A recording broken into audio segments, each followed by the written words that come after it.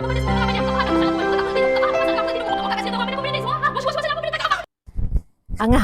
untuk malam ni kita nak bincang sikit tentang hidup bersama anak istimewa, sebab topik ni rapat dengan kehidupan kita. Yes.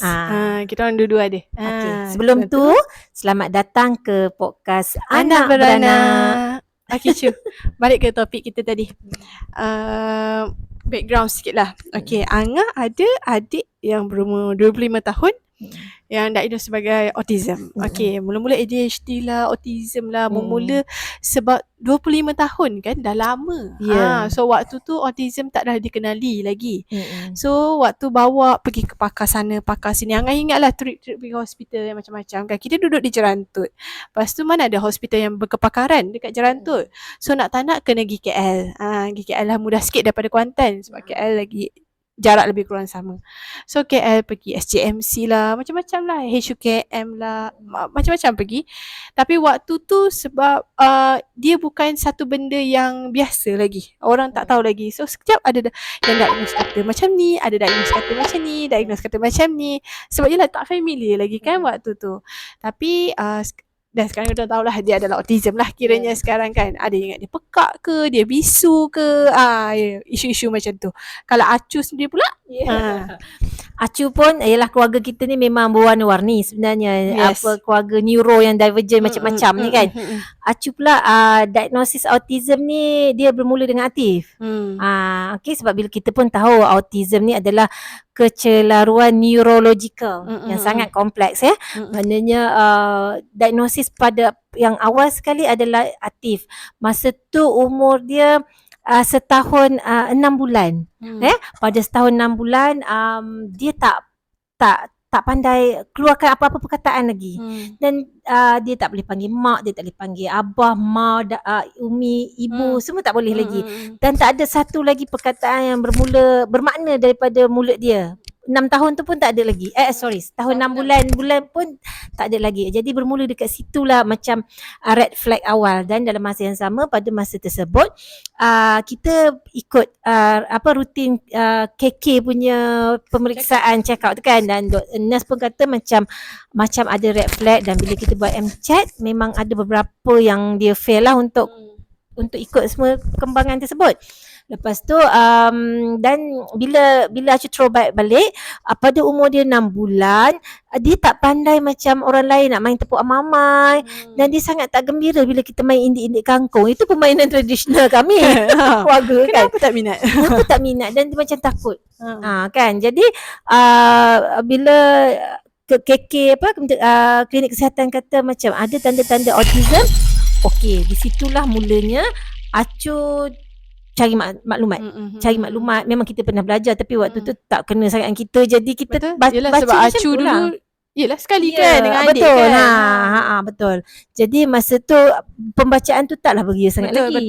Betul. Tapi bila Atif dah kena tu Acu mulalah membaca dan kita tak skip KK punya appointment tu. Dan Atif dia diagnose autism pada umur 2 tahun lebih. Ya betul-betul yang didiagnose oleh pakar lah, pakar psikiatrik di HTAA.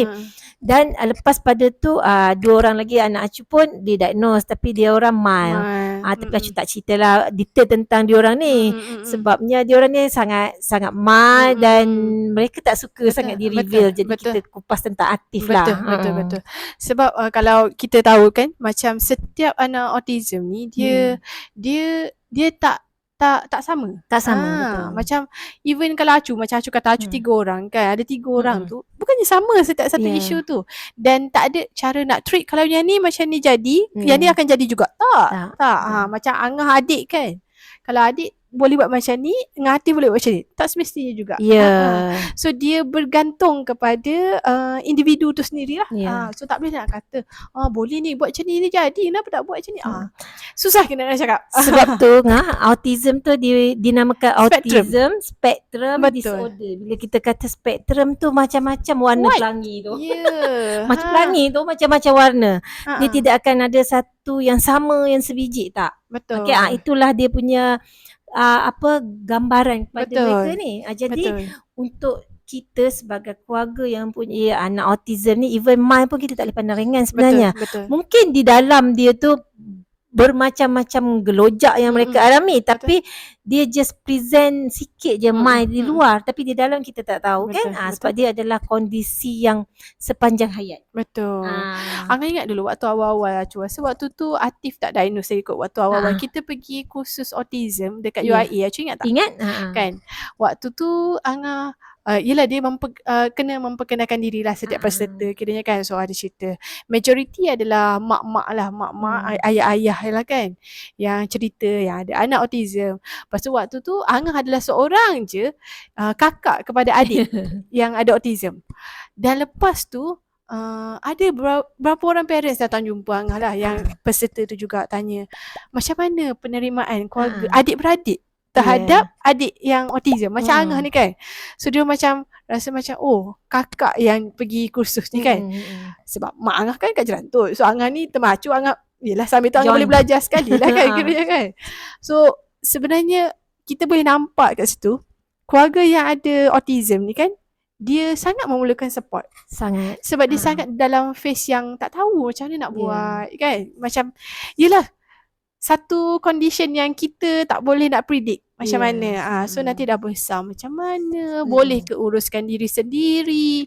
Sebab ada yang non-verbal, kalau non-verbal macam mana kan. Lepas tu yelah pengurusan diri, makan, pakai, semua benda tu dia akan fikir. So kita memang faham bila cakap tentang special need ni, keluarga tu dia rasa macam mana Cu? Bukanlah macam-macam perasaan bercampur. Macam-macam perasaan kan.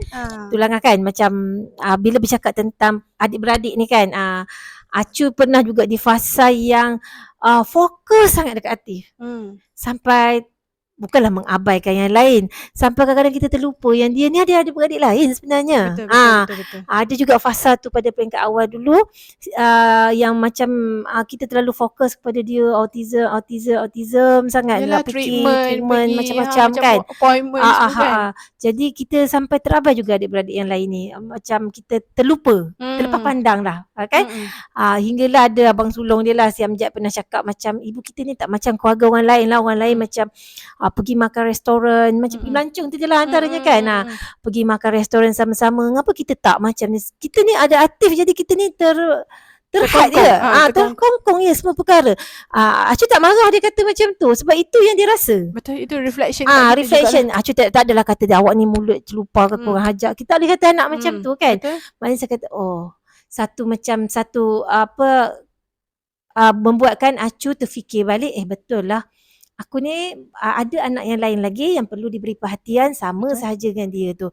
Jadi janganlah kita berlebih sangat fokus pada satu sampai yang lain pun terabai. Jadi dari segi penerimaan pada permulaannya, kalau mak sendiri dalam keadaan kadang-kadang kita pun denial, apatah lagi anak kan, apatah lagi anak. Jadi pada peringkat awal diagnose tu Acu dah ready daripada awal.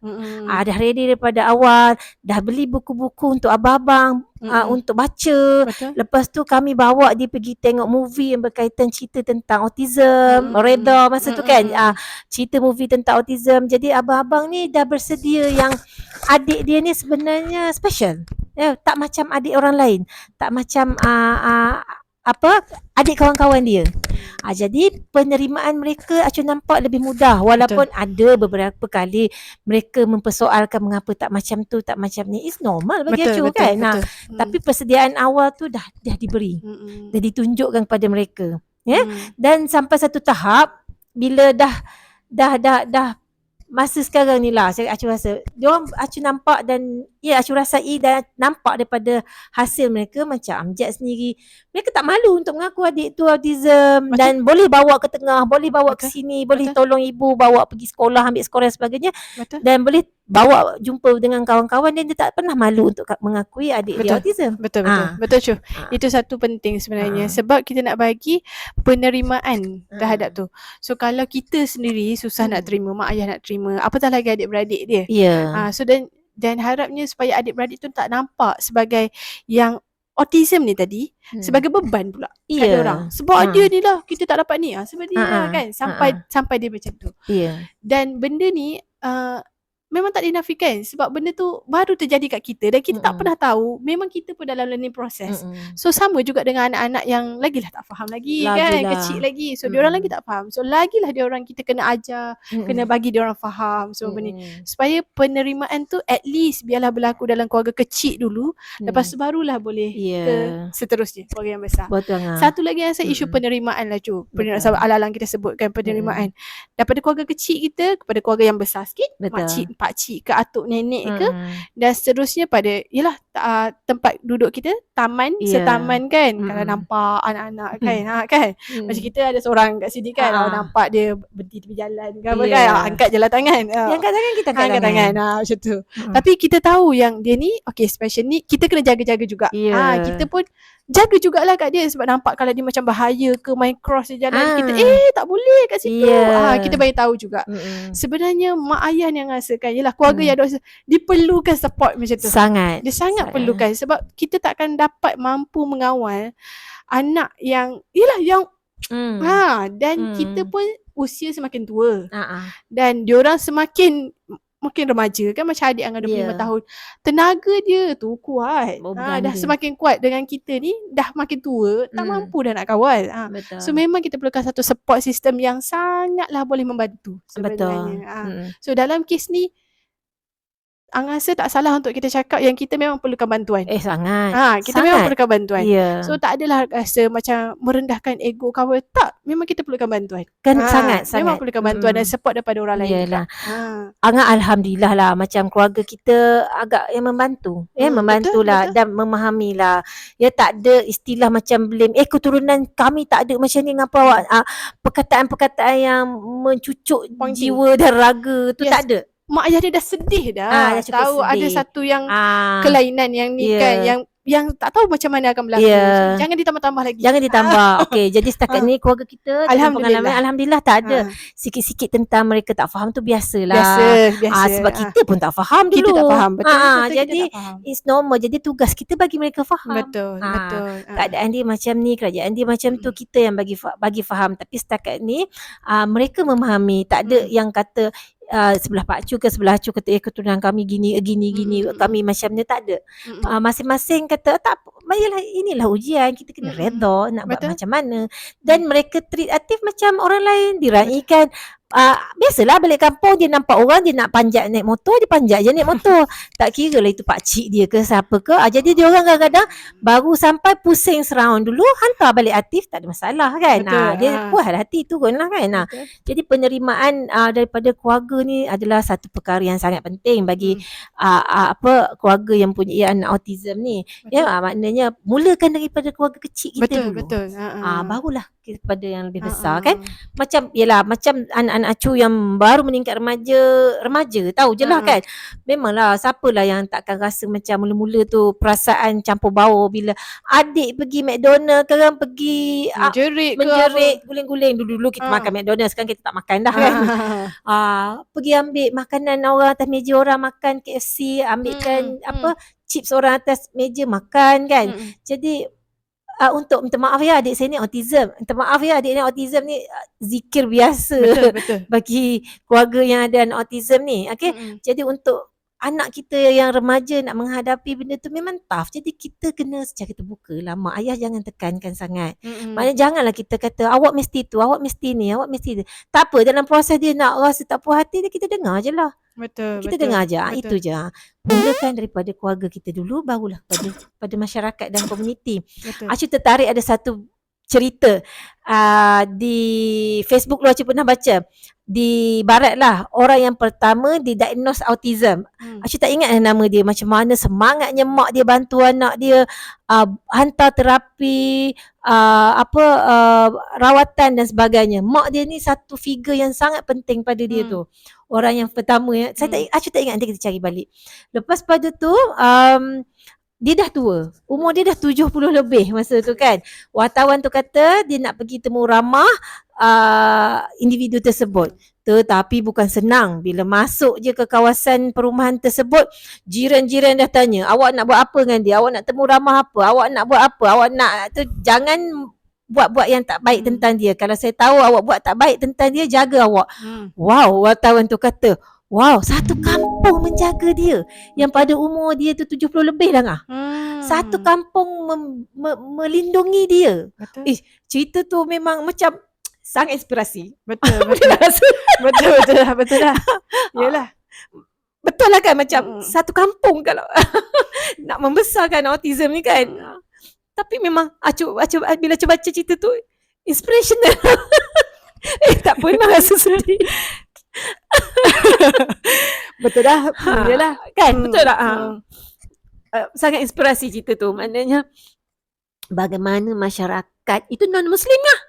Apatah lagi kita ni yang Muslim yang diajar bahawa kita ni saudara sesama Islam. Maknanya kita sebagai orang Muslim lagilah sepatutnya 3 kali ganda daripada cerita tersebut. Betul. Tapi yelah, kita nak capai ke satu tahap tu memang bukan mudah lah. Bukan mudah. Sebab yelah, awareness lah, kefahaman yang kita sebut-sebut ni kan. Awareness ni dia bukannya sekali bagi terus dapat. Betul. Bukannya sekali cerita terus orang boleh faham. Sebab kadang-kadang situasi tu berubah-ubah. Betul. Sebab anak ni macam ni pula, yang ni macam ni pula. Yelah, macam kita tak boleh salahkan orang. Tak boleh salahkan orang, betul. Sebab yelah, tahap penerimaan tu berbeza bagi setiap orang. Tapi apa yang kita boleh cerita sekarang, yes, benda tu memang tak dinafikan, memang berliku-liku jalannya. Sangat berliku-liku jalannya. Memang macam-macam emosi lah kita boleh rasa waktu tu. Dan memang sangat-sangat sokongan tu memang sangat diperlukan. Betul. Jadi kalau kita baca dalam surat khabar ke berita tentang anak-anak autism yang terabai ni, Acu tak cepat sangat blame tau. Acu tak cepat sangat blame. Maknanya kita faham bukan satu perkara yang mudah. Betul, kita faham. Mesti ada sebab mengapa mak dia terabaikan dia sekejap ke. Betul. Mesti ada sebab mengapa mak dia macam neglect lah macam ataupun mungkin waktu tu je dia terabai sekali dan terkeluar contohnya yang hilang ke apa benda tu kan. Tapi orang dah mula macam tapi yelah, apa jiran-jiran buat waktu tu sebelum berlakunya yang tu. Kamu sebagai komuniti ada tak pernah tanya mak dia perlukan bantuan apa-apa ke tak untuk anak ni kan.